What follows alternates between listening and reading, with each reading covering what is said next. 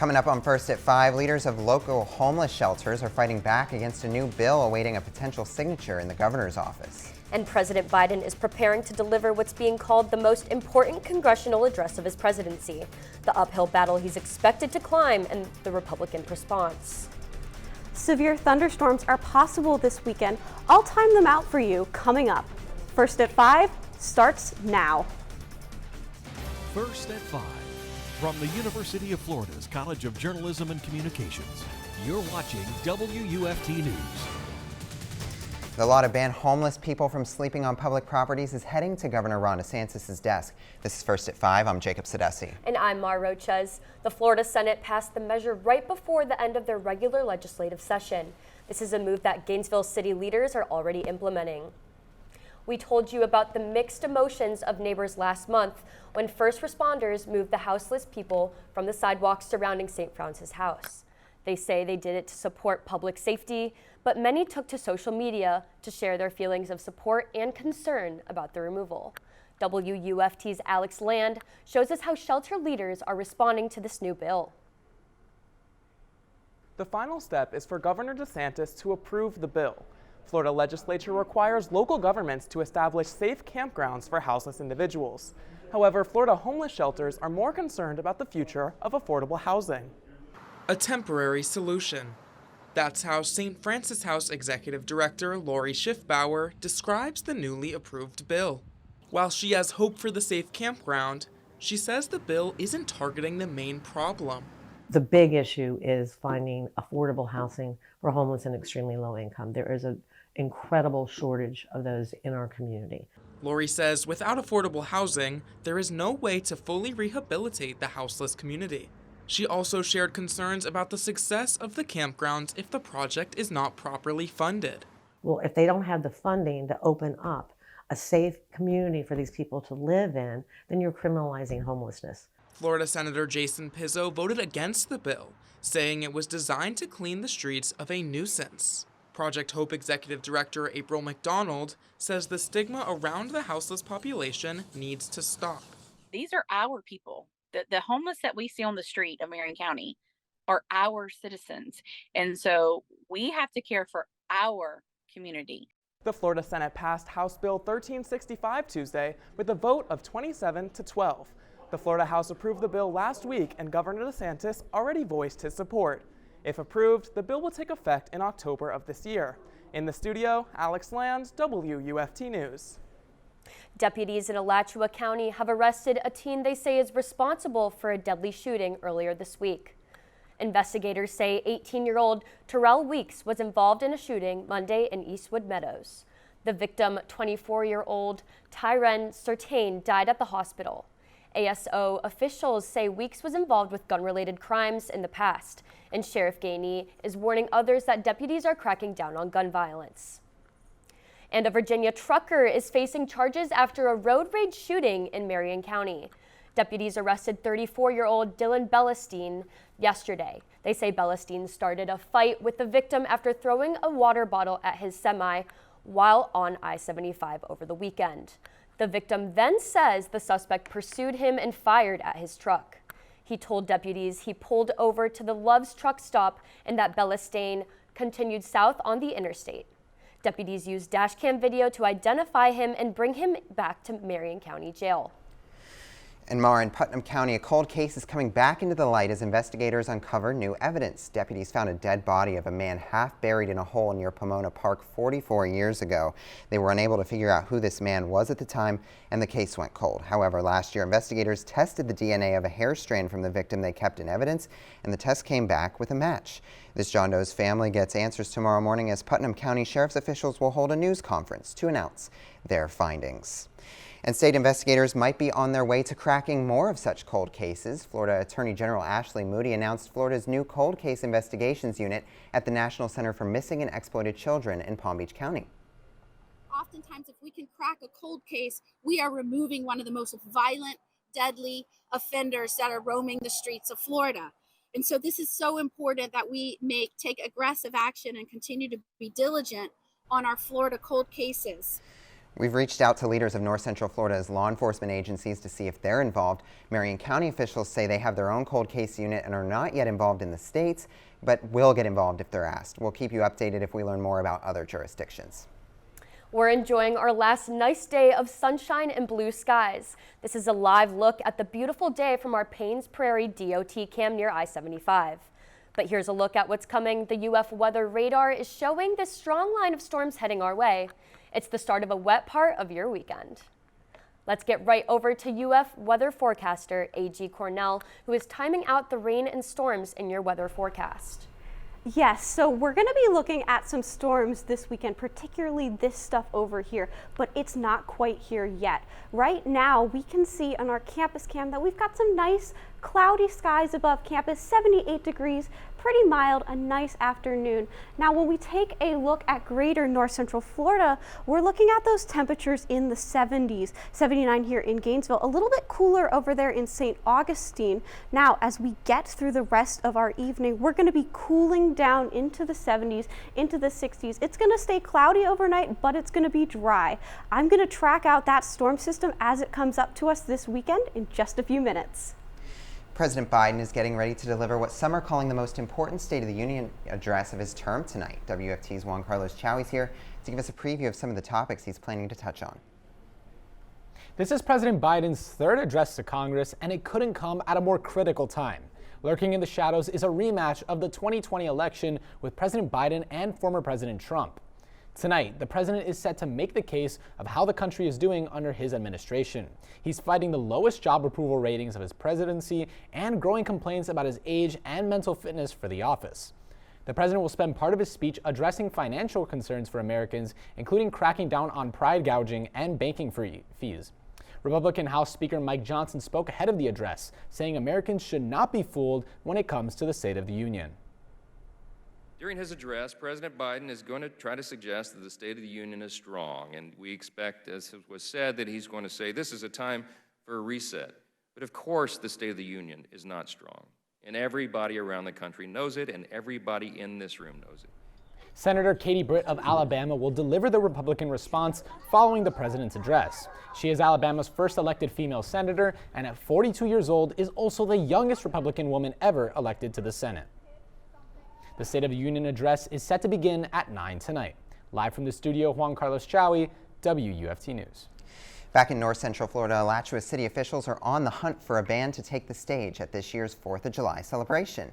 The event brings in more than 10,000 people from across Florida. The band that is chosen will start at 6 p.m. and go on until about 9 o'clock that night. Bands interested in applying must send in a video of their performances to the City of Alachua directly to the email on screen. That's li_stewart@cityofalachua.com. And in Ocala, a family is reeling after their car burst into flames. Ocala firefighters say a mechanical issue caused a sudden fire on Northwest MLK Jr. Avenue. Crews quickly took the flames out as multiple fire rescue vehicles arrived to deal with the situation. They say the entire family made it out unharmed. Alachua County Sheriff Emery Gainey is welcoming visitors to the Gainesville Raceway for this year's Gator Nationals. This is the 55th year of the annual drag racing weekend. This weekend's race serves as the opener for the Camping World Drag Racing Series. The event goes all the way back to 1970, where cars have top speeds of more than 200 miles per hour ever since. Sheriff Gainey is asking neighbors and visitors to be safe this weekend. Coming up next, a species dying, what researchers say is the driving force killing off monarch butterflies. And AAA is warning a quiet killer is stalking our roads. The increase in drowsy driving crashes, officials say, is alarming. When First at 5 returns.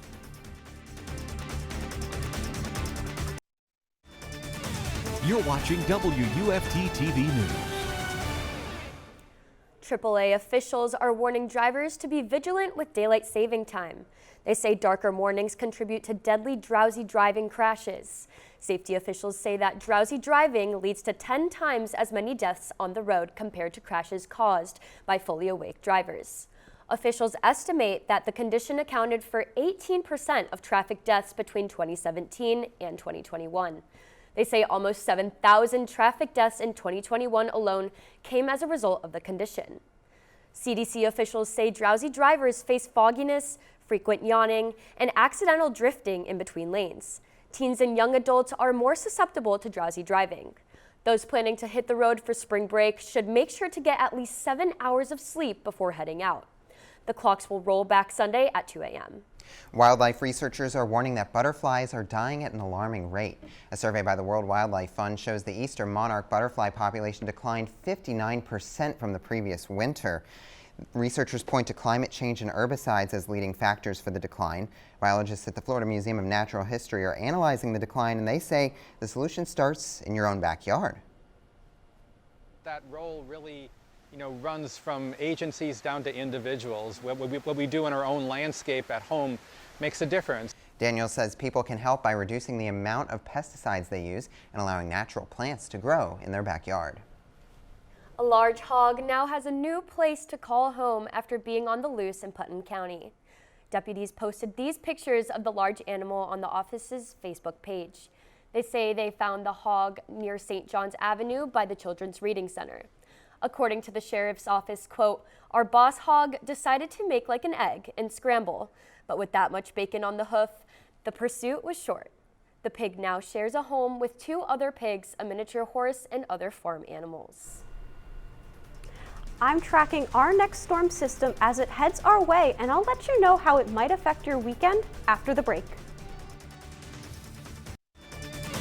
You're watching WUFT-TV News. Now we've got some weather rolling through this weekend, and it has the possibility to be severe. If you're up north of the I-10 corridor, you have the chance to be looking at some scattered severe thunderstorms. We're at a slight risk of severe weather. Now, if you're with me here in Gainesville, we're looking just an isolated risk of those storms, but this storm system's mainly going to bring with it damaging wind and the potential for an isolated tornado. If you find yourself in a tornado watch or warning, make sure you can get inside, stay in the ground floor, and try and get into a room without any windows. Now let's time out that storm system. We're going to first start seeing stuff in Florida on Friday evening, but as we go overnight, it's going to push eastward. Tallahassee is going to start seeing stuff Saturday morning, Saturday afternoon, and here in Gainesville, we're going to see our first effects of this storm Saturday afternoon. It's going to push through Saturday evening into Sunday, and by Sunday afternoon, we should be in the clear. Now, as we look at we also have a potential for some isolated flash flooding here in north central Florida. Be careful if you're out on the roads. You want to make sure that you can stay safe. We're looking at about 1/4 of an inch of rainfall here in Gainesville, a little bit more as you head up into Tallahassee over in Lake City, but down here further south, it's not going to be as much as it is over there.